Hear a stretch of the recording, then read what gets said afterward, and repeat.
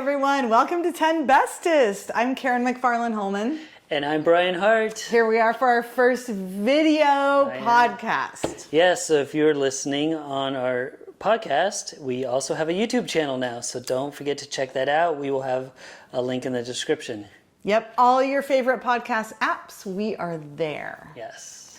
So we take turns going back and forth, and this week I get to go first. And I am going to begin by talking about coral reef transplanting. This is something that's actually been around for a while, but I just learned about it recently. And so a little bit of backstory on this. So the Great Barrier Reef in 2016, 2017, there were back-to-back years of these marine heat waves, these periods of sea elevated temperatures, and it resulted in a death of almost a third of all the reef's corals. So traditionally, ecologists, they just let the reefs recover naturally, but at this point, it's so bad that human intervention is needed to be able to deal with this.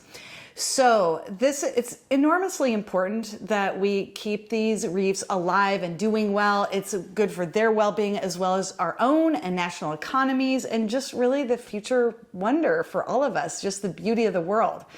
So 30 miles off the coast of Queensland, Australia, there was a small piece of history that was made in 2017, and that was when science transplanted hundreds of these nursery-grown coral fragments, and they were put onto the Great Barrier Reef. And this process itself, while it was the first time that happened on the Great Barrier Reef, it's not new. This is something that has been done for decades, actually. But the part that was new is that it was done on the world's largest reef. So this is an icon of marine life, the Great Barrier Reef. It has been dubbed one of the 7 wonders of the natural world. And so it is enormously important that it serves as a place where this can be done on the Great Barrier Reef, and then hopefully people on other reefs around the world will make this happen. So this is transplanting coral reefs. Oh, wow. Very cool. That was fascinating stuff. I have always wanted. Have you been? I don't know if I know this. Have you been to the Great Barrier Reef? No. I have not either. It's one of those things on my bucket list. But of course, there's 1,000 things. But that's actually a really important one for me. What was that movie, Chasing Coral? Have you seen that one? That should be a cool You know what? Yeah, you told me about it, and I was almost like so much in pain I didn't want to see it because I kind of knew what it would be about. It's not all, I mean, it's serious and it's pretty sad at points, but they do have some hope at the end. And it's just a really good doc. It's by the same guy that did Chasing Ice and then did Social Dilemma. So same person. Oh, wow. Very great director, Yeah. Jeff Orlowski. I can't remember his name, but great guy. Check our website for the show notes, and that will be on there. Yes, and so the show notes are all on 10bestest.com/reef for this episode. Yes, so check those out. We'll have links to all of these cool things, and that's great. I can't wait to check that out. Yeah. I'm interested in that for sure. My first cool sheet is absolutely wild. So this is a podcast called The Empty Bowl.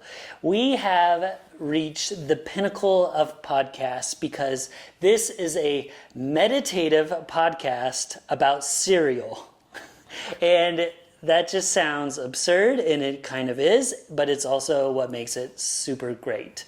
It is created by serial eater Justin McElroy and the serialously, which is a very hard to say word, creator Dan Gilbert, so he writes a blog called seriously.net, and these two co-host this podcast, and I mean to say this in the best possible way. This is a compliment, but Dan looks like what a human would look like if there was cereal that was a human, it would be Dan.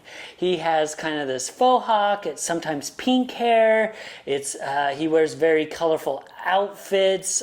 He's probably better for you than cereal, but he's a lot of fun for sure. You can just tell by his personality.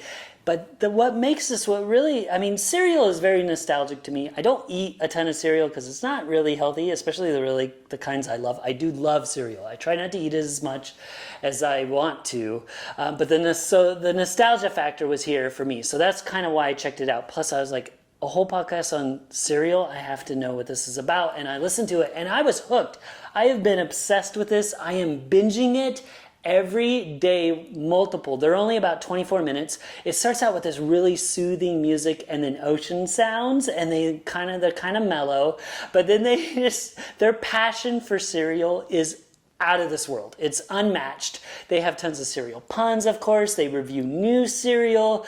I didn't think you could talk this much about cereal, but they can. They talk about cereal myths. It's just worth checking out. First, I think you'll just out of curiosity, but then you might get hooked like I am, and you will definitely want to eat more cereal. It's The Empty Bowl. So, Justin McElroy. When I heard that name, I was immediately thinking about PodCon. So I went to PodCon they were there. They talk about it. Yes. So McElroy brothers, and they're just part of this whole. They're in with Hank Green, and they're with everybody. Have tons of they have a website with just 8 podcasts or something wild. Yeah. Oh yeah, it's sort of like he's the kind of person that he could just pick anything out of a hat and make a podcast about it. And make it super interesting, engaging. Yeah, he's got kind of a raspy voice.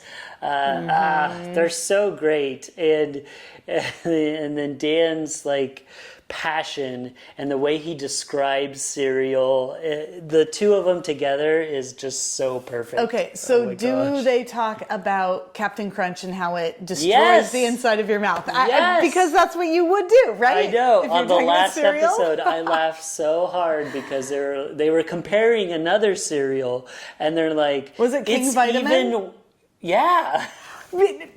I have not watched this podcast, but King crazy. Vitamin. No, this is the thing: is that is an iconic experience of human existence, American.